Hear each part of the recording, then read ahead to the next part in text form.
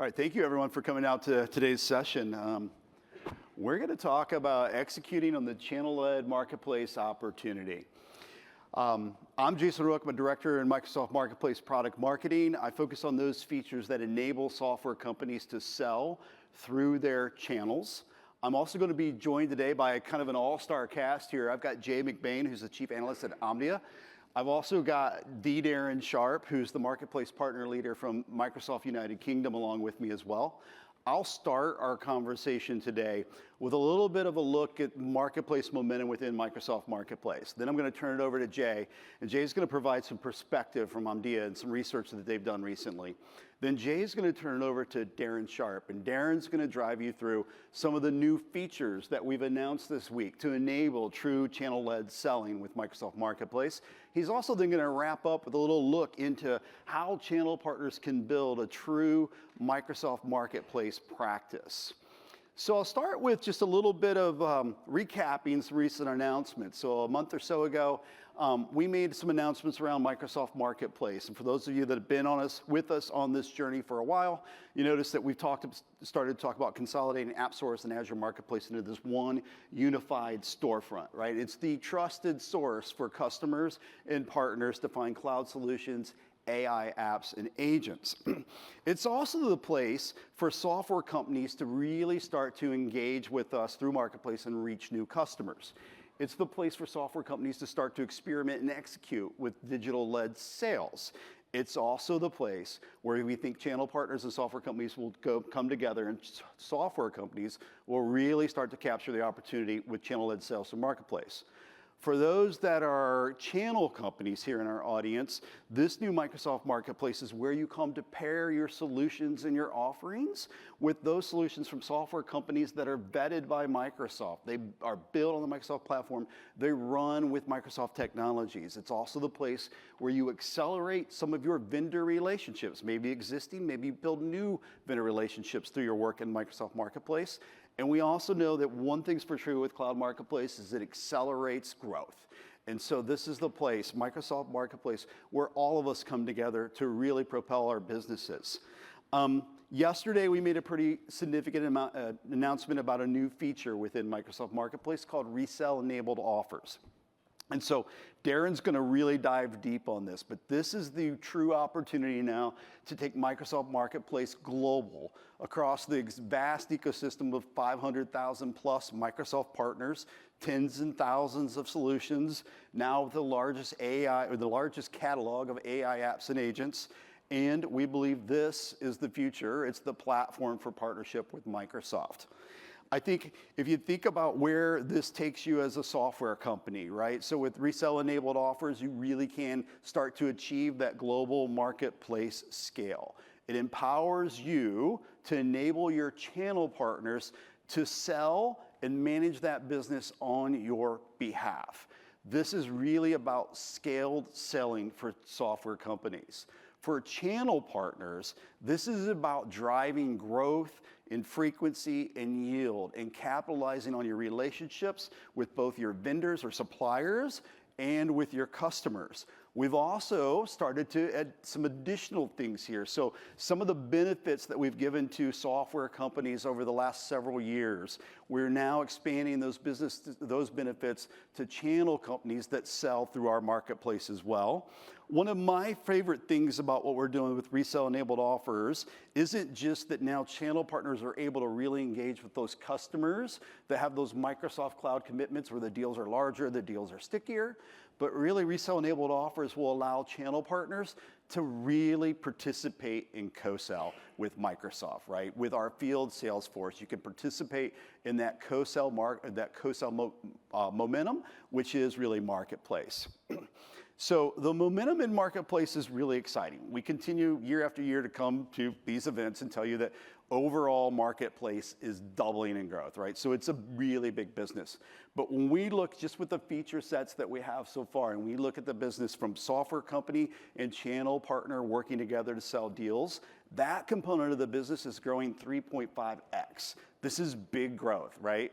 And when we dive into that business where a software company and channel partner came together to sell to a customer, those deals, when you compare them to the overall entire Microsoft Marketplace, are 75% larger than the other deals, right? So this is the Microsoft story. When software companies, channel partners come together and part of this 500,000 strong ecosystem, we get growth. If you kind of dive a little deeper and you think about this momentum in some of the analyst data that we're starting to see, and we'll have Jay up in a moment. So Omdia recently said this target addressable market is $300 billion by the year 2030. And if you think about where this revenue is coming from, marketplace is growing 2x year over year over year, where it's more effective when software companies and channel partners work together. When channel partners and software companies work together, they close much, much bigger deals. This is a tremendous opportunity for everyone in this audience. We recently completed a study with Omdia where we went out and we surveyed software companies and channel partners that were active in our marketplace, and we got some really interesting findings. One, 75% of those we surveyed said that marketplace was a deal differentiator for them. So it's a big deal in the way that they go to market. 88% of those said that marketplace is driving recognizable revenue growth for them. So they're seeing marketplace as a core component of their revenue growth. 3/4 of them said that marketplace gives them deal velocity. And we all know as sellers, time kills all deals. Marketplace is a tool to get deals closed. And we are seeing that from our software companies and our channel partners. And I'm sure for those of you that have been on the Microsoft journey for a long time, you've been to WPCs, you've been to Inspires, you've been to Ignites, and you always hear about the Microsoft partner ecosystem multiplier effect. We have a multiplier effect in the marketplace world within Microsoft as well. So what we learned through our study is that software companies see an additional $1.75 of value for every $1 they transact through our marketplace. So this is starting to get really exciting, right? This big opportunity, rapid growth, software companies are seeing more money when they sell their marketplace. What's probably more exciting to me on this slide is that the channel partners who are participating in our marketplace already, right? We're still early stages in this adoption period. They're seeing an additional $6.26 of value for every dollar that they're transacting through the marketplace with those software companies. So we're starting to see the classic Microsoft partner ecosystem multiplier really show itself within the marketplace world. So I will tell you, there's probably no better person or more popular person to really dive into this type of analysis and give us an idea of where cloud marketplaces are going than Jay McBain, Chief Analyst at Omdia. So Jay, I'm going to turn it over to you and ask you to take this audience through your story. All right. Thank you. Thank you so much. So one of the most accurate predictions I think we ever made as analysts working at Omdia was that marketplaces, this is about 4 years ago, we're going to grow at 82% compounded. That is faster than Moore's Law.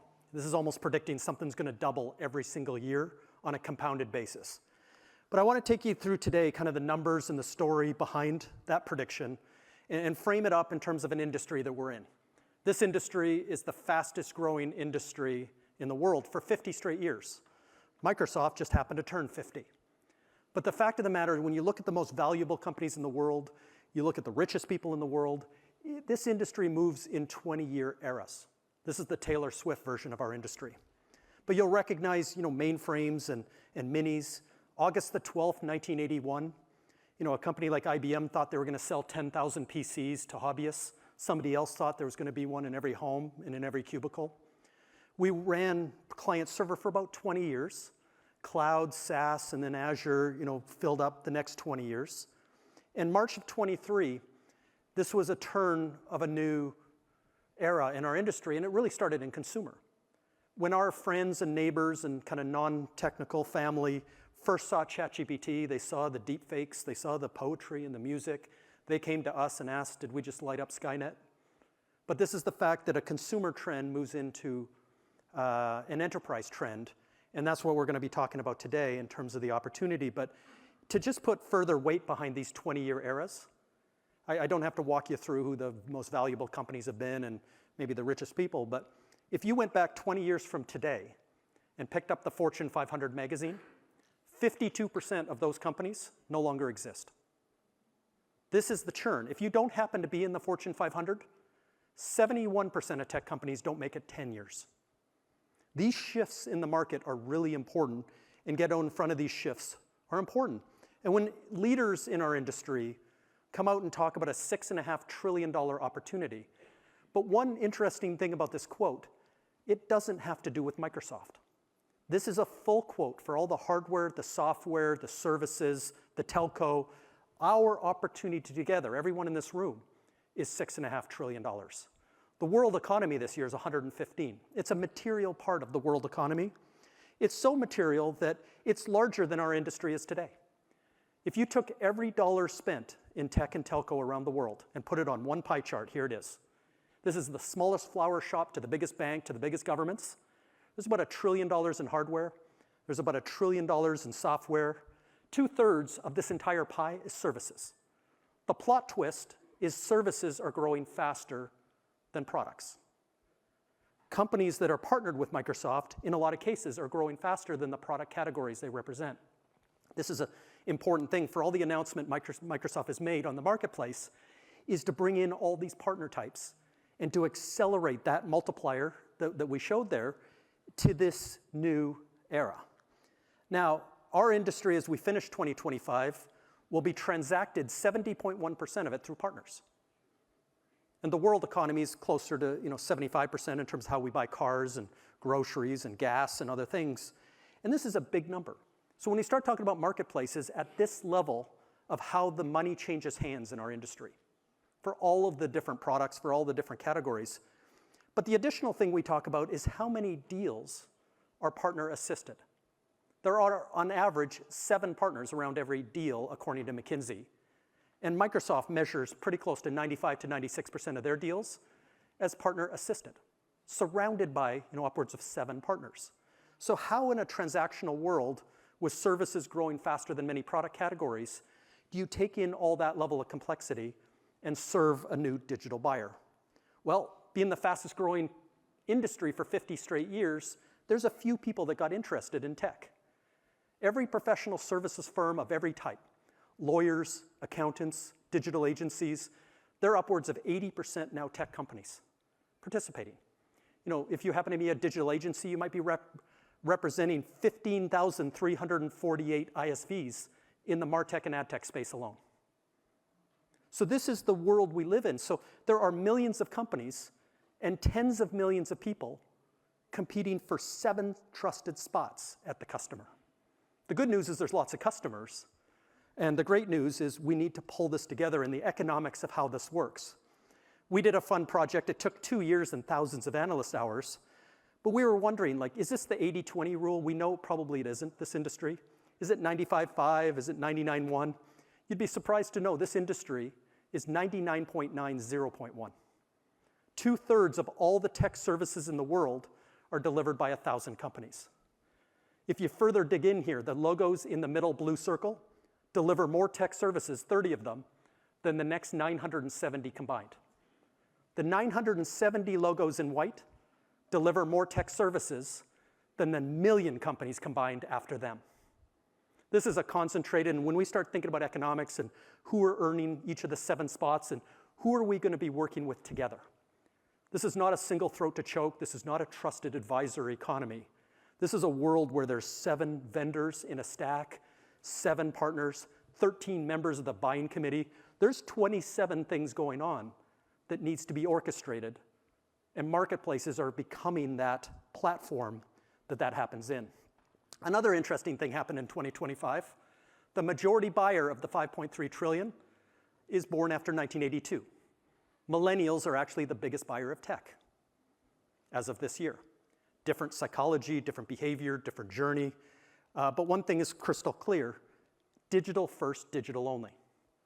There was a survey that came out a few months ago that 75% of these people, my kids, don't want to talk to people. They want to go through 28 moments of a buying journey, whether it's buying a car in their personal life, whether it's buying $1 million of software, and keep it as digital as possible. There's no reason you're going to go through 28 digital moments of marketing, selling, et cetera, and end up physical on a fax machine. This is digital all the way through. And then 2/3 of our industry is now subscription consumption based. 2/3. You're not going to renew every 30 days, with somebody driving by in a white van. We don't buy Netflix from the cable person in the white van. This digital economy that renews, consumes, and now in generative AI, agentic AI, is micro-consumption. It all leads to digital. But this is the biggest change of this buyer. Integration first. They'll buy a product 80% as good as the next product if it works better in their environment. You heard maybe that 79% of people won't buy a car unless it has a CarPlay or Android Auto or something built in to integrate. So an integration-first buyer is different than a baby boomer, different than a Gen X, that might be service, support, price, brand reputation. Integration-first buyer is different. They buy best of breed. I'm not there to buy from one company and not get fired because I bought all from one company. I'm going to buy the 7 best products from Microsoft, hyperscalers, from SaaS, from cyber, from telco, from distribution, wherever it sits. And why are services growing faster than products? Because I need to implement and integrate all that together and get it all to work and get these agents working together. 7 layers, 7 partners, and very marketplace friendly. So we're in an era now, like if we went ahead 20 years and looked at the Fortune 500 and maybe looked at the 50% of companies that didn't make it, it's all going to reside on this one slide. So who plays a platform role that can build all those integrations together? If I'm going to build a 7-layer stack, maybe a 9-layer stack, an 11-layer stack, for Zero Trust or for SASE or for whatever I'm doing, who's pulling that together and how does that all come together in a marketplace? The 7 partners, whether services or channels. I mentioned cybersecurity. 91.6% of cybersecurity is resold. But if you're in MarTech, it may only be 10%. But we need at least 2 or 3 of those 7 people saying nice things about us every time they talk to the customer. The race for services and channel partnerships. The alliances, working together even if you compete. Working together with all the major platforms in every part of our industry, every slice of that pie. And the most important piece is go-to-market. If there's 28 moments and there's all kinds of things going on, people reading, people attending, consulting, designing, architecting, configuring, price, all this needs to be orchestrated. And how we co-sell, how we co-market, how we pull this all together is going to be the future job, and you're seeing the announcements this week, of marketplaces. They're going to take a much more active role in marketing, in selling, and all of the moments that are partner-driven as opposed to vendor-driven. We know that cloud marketplaces, we survey 20,000 partners around the world. Over and over again, they strongly agree that their customers are moving this direction. And these are the resellers that deliver 70% of our industry. They were looking to Microsoft to build in the muscle for them to be able to participate the same way they would in a traditional deal through where their customers want to be. We also look at marketplaces. When I talked about the fast growth, it continues out till 2030. But I think the most important part of this and the most important thing Microsoft is working on is the part in green. How many of these deals are partner funded? Private offers, multi-partner offers, distributor offers, all kinds of ways to pull in reseller offers. But how much, and we are expecting 59% of deals by 2030 to have this partner funding element. And I expect that to grow to 96 because that's how many deals partners are in. So we're building again in the technology that represents all the economics of partnering, all the chaos theory of all these things going on, being able to actually distribute money in the appropriate ways for value and have customers recognize this. It also has to be supported by programs. Not paying everything at the point of sale, but funding the important parts of the customer journey and those important things that partners do every day that are in there in front of the customer before, during, and after the transaction. I mentioned 2/3 being subscription consumption, every 30 days forever. So in this model, we start to map out the hundreds of services that partners do in the 28 moments in green, at that point of procurement when 7 things are layered together, the point of implementation, integration, or managed services, which is 1.5 times bigger than the whole SaaS industry or 1.5 times larger than all the hyperscalers combined. All these things are really important to the customer. So marketplaces need to support these partner motions.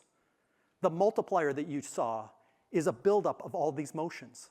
Services growing faster than products, and those services being included in the deal by the customer and having a single source to renew that and escalate that. And now we hear from partners around the world that they're working before the transaction and consulting design over half the cases and charging for it.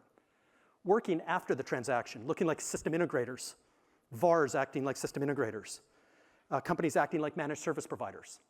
The top 20 GSIs in the world deliver 24% of the world's managed services, even though it doesn't make up 10% of their revenue. But the interesting thing right in the middle, and I think Microsoft's driven this, is 44% of every partner in the world is coding. And I expect that to be 64% in a couple of years. Building agents, building out these layers, participating not only in services, but in the product stack as well. Bringing home that compliance, the regulatory, the governance, the things the customer needs for the last mile. So when we talked about these unlockings of trillions of dollars, it was never program dollars. This is not market development funds. This was never spiffs. This was always this idea that how does the best partners earn $2 or $3 for every dollar Microsoft does? In AI, how do we get that to $4 and delight the customer? How do we make sure we fund that within the marketplace? How do we bring together an ecosystem that is world leading? Is I think what drives the team here. Now, kind of finishing off on AI for a second, I revert back to 1996, and these aren't just Microsoft slides, I share these everywhere. But on the consumer side, we saw NVIDIA become the world's biggest company. We saw ChatGPT become the fastest growing product in history. But on the business side, we're reading MIT reports that 95% of projects are failing, and they only talk to 52 people, so they probably want that one back. But the point is, we felt a little bit underwhelmed in the first couple of years, and for good reason. 99% of business data has yet to be trained or tuned into models. 83% of it sits in cold storage at the edge. So yes, it's going to be a longer term, but that's the promise of AI that comes after a physical layer, it comes after the agentic layer of AI. But this 20-year era, we're starting to paint what the sub-parts of the era look like. One thing we were nervous about, are customers using partners in the same way? And the answer is yes, 88% of customers are engaged with partners to do this. Only 12% are doing it on their own, and we expect that number to drop. And then just from a services perspective, out of all the things you could do in a $5 trillion industry, out till 2030, this is the #1 fastest growing space. Even though it started small, at $59 billion this year in generative or agentic AI, it's the fastest growing at 35% compounded. The world economy is growing at 2.2%. The tech industry is growing at 7%. And we're talking about growing 17 times faster than our customers in AI. We know the services inside that multiplier that make up these AI early wins, early proof of concepts, early factory work, the work on data cleansing, the work end-to-end on this $6.5 trillion build-out. Now in 2 years, we're getting some early wins. So we can talk to our peers, we can talk to analysts like us on what success looks like. But at the end, I want to end here. Because this is a complex thing. If you have 13 members of a buying committee, if you have 7 partners engaged in a deal and 7 layers and maybe 7 vendors engaged, there's a lot going on. Hundreds and hundreds of things that roll into these 28 moments. The interesting thing, and Microsoft's always known this, is that partners own most of these moments. You wrote the ebook that the customer might read. You recorded the podcast they listened to. You might run the local event that they came to. But the consulting engagements, the design, the architecture, deals are won and lost at moment 12 through 16. We're not buying a pack of gum at the gas station here. This is a considered purchase. We don't show up at moment 28 figuring out on the marketplace what to buy. The deal had been done. The deal had been solidified. ISVs, everybody comes into the deal over time.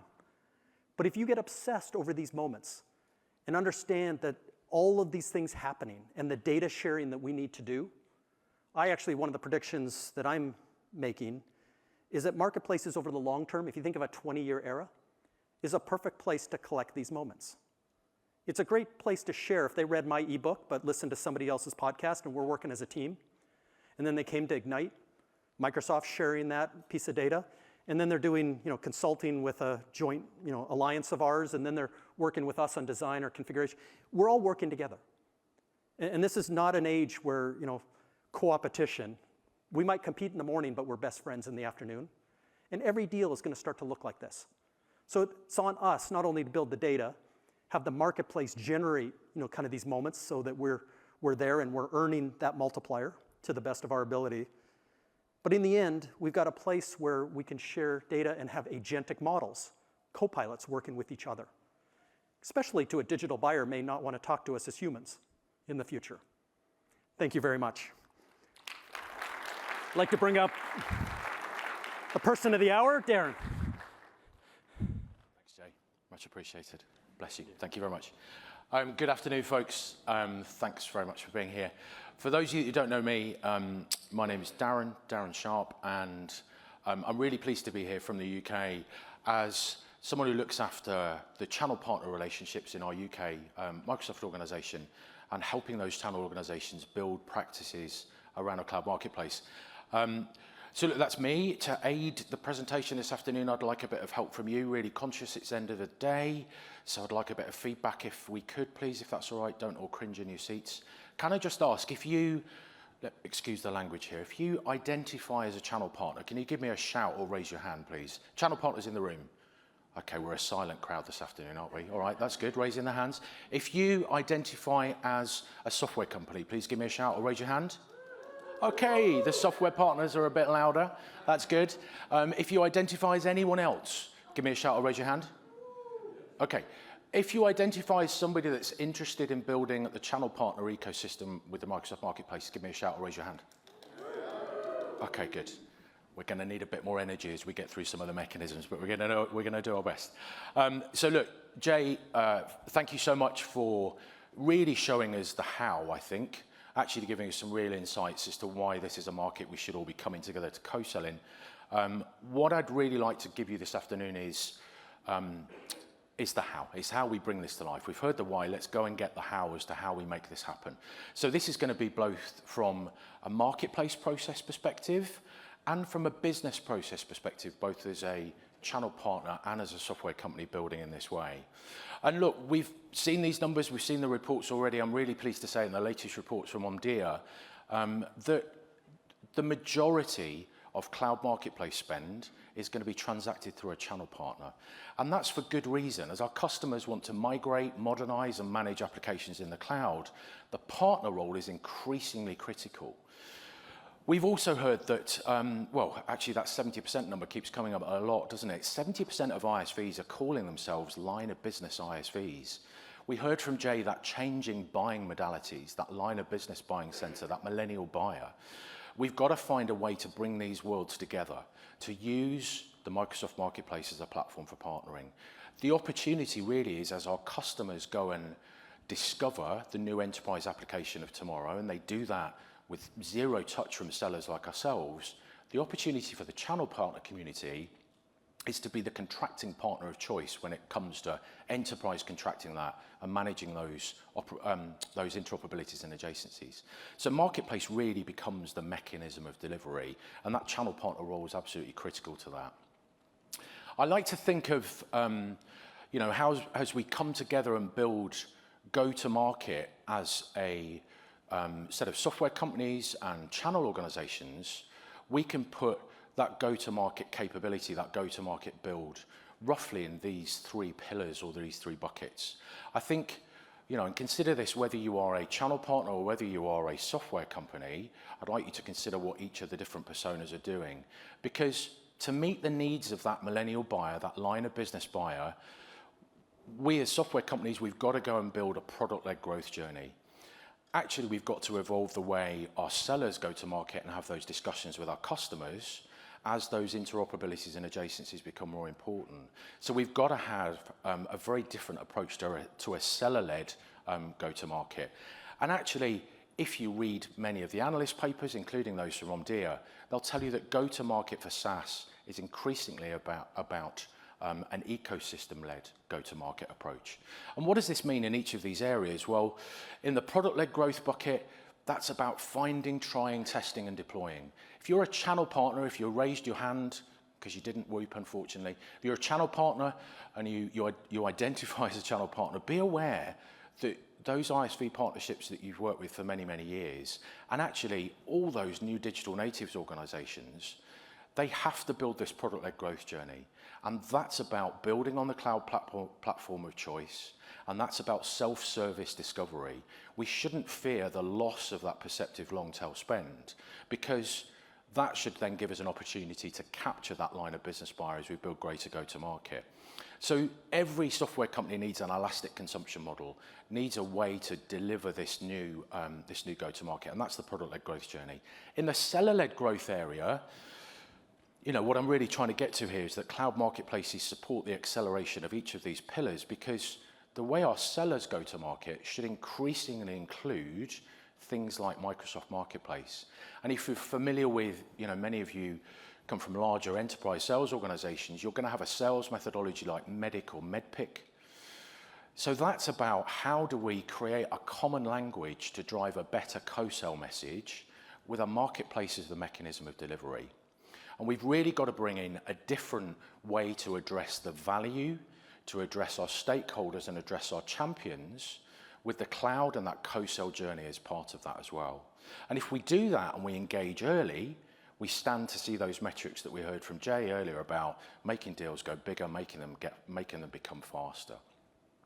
So I'd encourage you to look at how we evolve that seller-led journey with the cloud marketplace approach as a key mechanism of that delivery.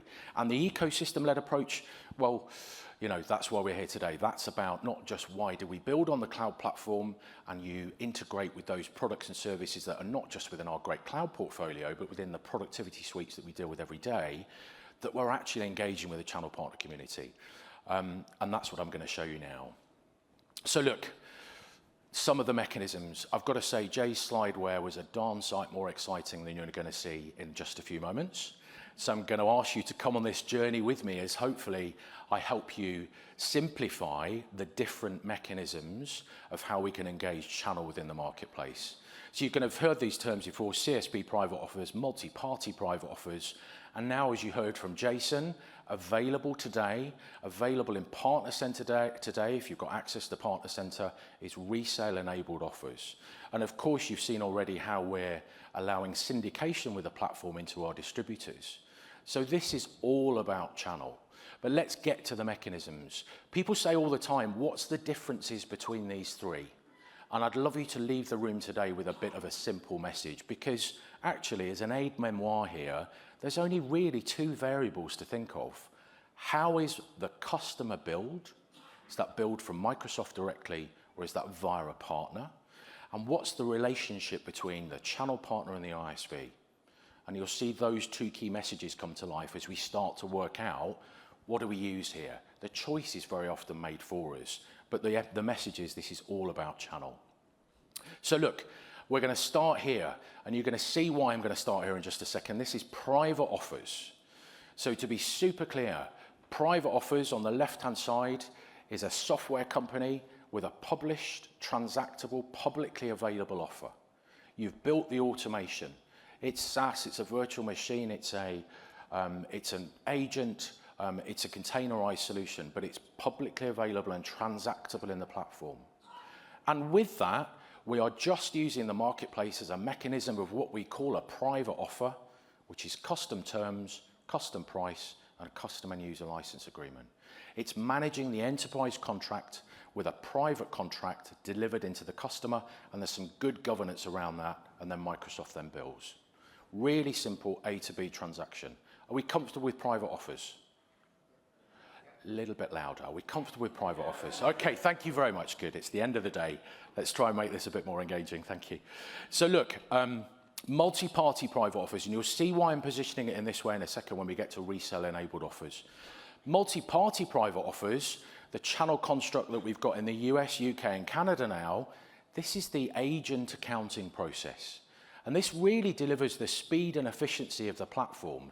It's one of the key differentiators of a cloud marketplace. And, you know, case in point, we can look at some of our existing software contracts, bring them into a channel construct with multi-party private offer. Reminded of a partner in the UK very recently with a cybersecurity renewal that was off marketplace. Customer requested to bring that into marketplace to get access to some additional incentives.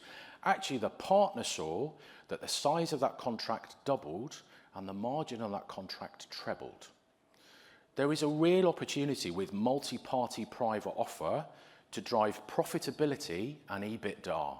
And that's what this process really delivers. Now, it's only available in the UK and Canada for good reason, because of the way Microsoft manages finance today. Look out for what's coming in future months and years as to how this will evolve. But today, Microsoft is going to go at a governed pace as to how we deliver this. But for those of you that have got customers and partners in the US, UK, and Canada, this is a fantastic mechanism to deliver profitability, because a software company using that same transactable listing will deliver a wholesale price to the partner will mark that up and push that offer onto the customer using that same private offer mechanism. Customer sees those custom terms. For the channel partner, this is about margin, but it offers that real opportunity to drive fast margin and profitability to the business. In this case, again, Microsoft is billing. So this is a multi-party private offer. And again, you'll see why I'm getting to this in just a second. Now, CSP, just something to be aware of. We're not going to spend too long on this, but CSP, this is not a two-customer private offer process. Again, when you're trying to consider what are these channel partner private offers, when we talk about CSP private offers, it's about giving a discount to the partner. It's about reducing that wholesale price. And the partners that I deal with, actually 25 to 40% of their customer base are billed by the CSP. When a customer is billed under a CSP, a cloud solution provider agreement from a partner, that's the mechanism we have to use to deliver a private offer. And it's that partner piece that's managed. You can see here from this diagram on the right-hand side, the partner has got to manage that entire billing process. That's an off-marketplace transaction. Any discount, basically the customer is buying publicly in marketplace. So look, expect to see some advancements here. This is, the scale of SMB and channel in our world. This is a fantastic mechanism for ISVs to drive that automation and scale. And now, the pièce de résistance. For any French speakers in the room, you're pleased to know that's the last time I'm going to speak French this afternoon. I probably did it very badly anyway. Resale-enabled offers. This is the two-channel process. We haven't called this private offer for a reason. A resale-enabled offer, as Jason said, is about giving the channel partner full control of managing that end-to-end life cycle with an offer into a customer. And I'm going to show you what this looks like. This is globally available. Announcing today, globally available and available in Partner Center. This allows a software company to really enable channel to drive that application modernization message. And it's really pushing that platform for partnering message. This is what it looks like. Don't get too confused by the slide. I'm going to talk you through this. Let's start right at the top left of this. And you're going to see why I talked about the other mechanism is in just a second here. The software company, top left, with that published transactable solution, is going to enable a channel partner to run a hidden version of their listing. And with that listing, the channel partner is going to deliver a direct private offer. So they're going to manage that whole revenue amount and deliver a direct private offer and manage the entire dimensions of that product offer into their customer. For Microsoft, this is one leg of a transaction. It's just a private offer. Now, when Microsoft then collects, because this is those Microsoft build accounts, Microsoft is going to pay the channel partner, and it's the channel partner's role to pay back the software company. That relationship between software company and channel partner is off marketplace. Now, when we talk about agency fees here, it's the channel partner that manages the agency fee. So Microsoft is going to pay the channel partner minus that maximum of 3% agency fee.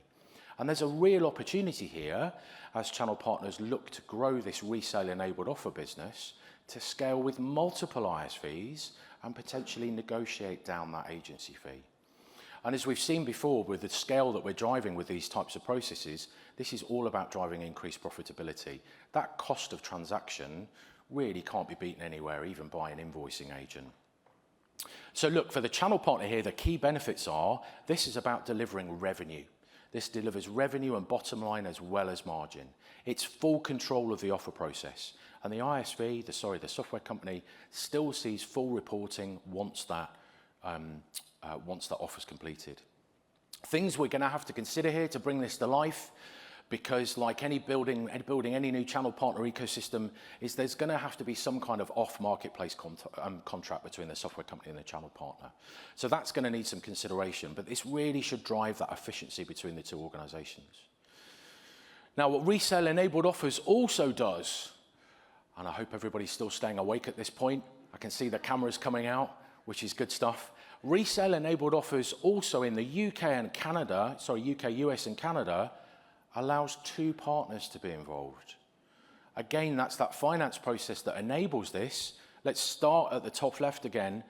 The software company with a published transactable solution can allow a first channel partner to manage a version of their listing on their behalf. That's a distributor potentially. That's a global scale partner, again, US, UK, Canada today, that they can then authorize a downstream partner. And you can see from this diagram to that channel partner, that's a multi-party private offer partner. This is just a multi-party private offer transaction in the US, UK, Canada. But what we're doing here is enabling those global distribution partners to help our global ISVs drive scale through that two-tier channel mechanism. This is where the likes of IBM and Cisco will see some value in mirroring some of their existing routes to market, but delivering through the channel partner ecosystem. Now, again, to call out the absolute value here, because I'm aware that some of you will deal with other cloud marketplaces, the real power of this sits from the fact that there is no need from the partner to build their own public listing. This is an automated process whereby if you are a software company, you can authorize your partner very simply to go and deliver a resale-enabled offer. And it looks like this. It's enabling a product, it's enabling the reseller, who the reseller is, and then it's defining the markets that your channel partner can go to market in. A really simple three-stage process. And you can revoke and manage and clone these authorizations in Partner Center. And you can do this today. It's a really simple process. And where other hyperscalers have done this, there's been a need to create their own listings. This is an absolute simple and easy to run process. And I encourage you to go and look at the Learn docs today to go and see how to do this. For software companies, it's super easy to get to run. You're going to be enrolled in Marketplace, create a publicly available transactable plan, and identify the partner you want to go to market with. For channel partners, it's about being in the cloud program, enrolling in the Microsoft Marketplace, and setting up a tax profile to get that seller ID. It's really super simple. When we started with multi-party private offer in the UK, of the 60 partners that signed in using that process on the right-hand side, 15 of them were net new to Microsoft.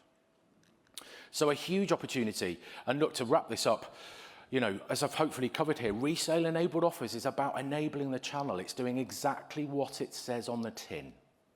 That's it. That's the relationship of enabling scale in channel. And I'm really pleased to say there's some really creative thinking about how software companies can bring this to market through their partners. I've heard already this week of ISVs, even worldwide, where there's only the one-tier resale-enabled offer mechanism, considering using a distributor to manage collections from the partner. And I appreciate that might sound quite complex, but if your distributor is managing a quotation process, there's no reason why a channel partner in the Rio transaction can't pay the distributor to pay the software company. Starts to get complicated, doesn't it? But I'm pleased to say there's some real creativity in this world already. If you're worried about offering your partner this full control of a version of your listing, well, maybe there's an over-the-shoulder process that you can work with to deliver those first offers. Because let's not forget, the benefit of this is doing things like retiring customers' commits, retiring Macs. The benefits is a partner-first approach to customers. This should drive incremental scale and margin opportunities for all of us here. Those offers still align to Microsoft seller compensation. So it's a really powerful process. So look, I've only got a couple of short minutes here to go through building a practice here and give you some idea as to you know, what a channel partner practice looks like. We've built this 4-stage process as to how channel partners can build a Microsoft Marketplace practice. And it goes across foundation, enablement, execution, and then scale and grow. If any of you were here If any of you were at the Marketplace Summit in London just over a year ago, we presented this in some circles. That was called the donuts, bizarrely. I stood on stage and recognized that that giant circle looked like a donut. I called it out. It's the first time I've ever used the word donut on stage. The audience picked it up, and for some reason, a good year and a half later, the fantastic Microsoft Marketplace marketing team have embraced donuts like you'd never believe. So I'd encourage you to come and grab a donut from the Marketplace stand in the hub. That's the reason why they exist. Let me take you through you super quickly. In the foundation step, and you can take away this framework afterwards, and even if you're a software company, I'd encourage you to look at these steps. Having leadership, engagement, and ownership is of key importance to understand how to build this. Your first transaction might be because a customer has said to you, I want to deliver this. But actually the opportunity here is to build the business process change. Understand the different commercial revenue and margin opportunities that are going to play out on your business, and understand those market data points that Jay talked about today. The foundation step is the most critical step. If we get this wrong at the early stages, you won't go anywhere near as fast. If we lose that leadership, that top-down understanding, that next generation thinking, we also will crush our ability to execute. So the foundation step's super important. When we get to enablement, there's 2 donuts in the enablement section. This is the first section I'm showing you. Doesn't make sense now, it's a jigsaw, does it? But let's make sure we've defined that quote to private offer process. Let's respect the fact that our channel partners have built muscle memory in a very well executed route to market over many, many years. And the process of getting a quote from a software company directly, maybe now a distributor with resale-enabled offers, is going to be very different. You're also going to need to make sure your points of influence within each of your organizations are well understood about this new route to market and how you're bringing this to life. The second stage of enablement is something that's going to be continuous, and I would encourage you to look at some net new software partners that are building in the marketplace. When one of the large enterprise partners in the UK first built out their cloud marketplace practice, they will actively tell the market they saw $20 million of net new software business from software companies they'd never heard of before. That's those cloud-first digital native organizations. Then we've got to make sure the operational process is defined, and we've got a single source of truth and hopefully some form of process that defines this for your organization, respecting the fact this is a new process. And as I say, the muscle memory sits elsewhere. Then when we get to execution, I think I actually did say this was the donut of execution when I was on stage a year ago. Not quite sure how that went down.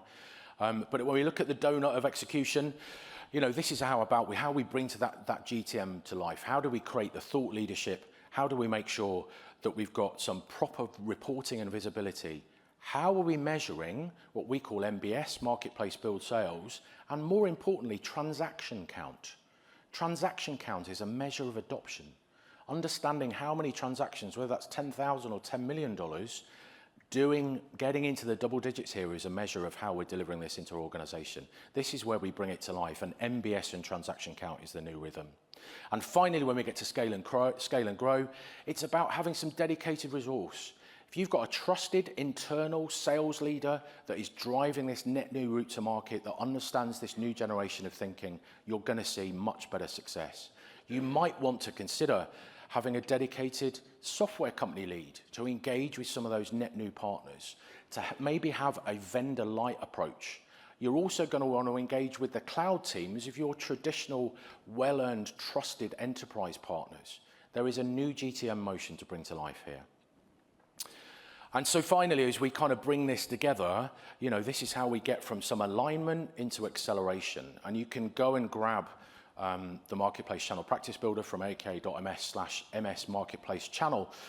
And let me just be clear, if I red, amber, green, if I rag each of the steps that I've gone through here super quickly, I would effectively get a stack rank as to each of the partners that have gone through this process. And lo and behold, those with the most greens and the highest number of points are genuinely the partners that are delivering the most MBS and have gone through the biggest amount of business process change. It really does work, this Channel Practice Builder. So I'd encourage you to get into this self-measurement and understanding of how you're driving these changes together. So look, I'm a little bit over time, I apologize, but hopefully we've shown you that with Rio now enabling global channel through the Microsoft Marketplace, with this real powerful automation tool that we've got in the platform, we've got a real opportunity to bring this together. There will be lots of questions, I'm sure. Go and look at the Learn Docs. There's a lot of information out there already. I'd encourage you to look for some webinars that are coming up where we do a much deeper dive into showing you the workflow of resale-enabled offers. But go and look now for yourself. It's live and in Partner Center. And I think the team that have put this together have done an incredible job of bringing this to life. This really gives us power and shows us that the Microsoft Marketplace really is the platform for partnering. So look, let me wrap up. Thank you for staying with me, much appreciated. There's lots of assets here that you can go and take away. You can get a copy of these slides. The ak.ms/marketplace-MPO is the route to all channel. And you're going to see everything marketplace related within the Cloud AI Partner Program as well. So some really useful links there. If you're not in the marketplace community already, I would encourage you to do so, because you're going to see lots of updates as we start to bring this to life and start to drive these scaling mechanisms for you. So look, I will just say, come and see us as well in the Marketplace Hub, where you can grab a donut, where you've seen the initiation of that from today. You can meet the experts that have built these products, and we can help you hopefully bring these resale mechanisms to life for you. Yeah, and of course, don't forget about the donuts. Lots more sessions to come. I hope you've enjoyed today. Please do come and see some of the other sessions. There is a QR code coming up in a minute where I would really appreciate your feedback. If I don't get enough feedback, they won't pay for my flight home. So I really hope you can put some feedback in for us. And once again, I'd just like to say thanks very much to Jay McBain and Jason Rook for setting up the session today. And remember that the Microsoft Marketplace really is the platform for partnering. Thank you very much, folks. Much appreciated.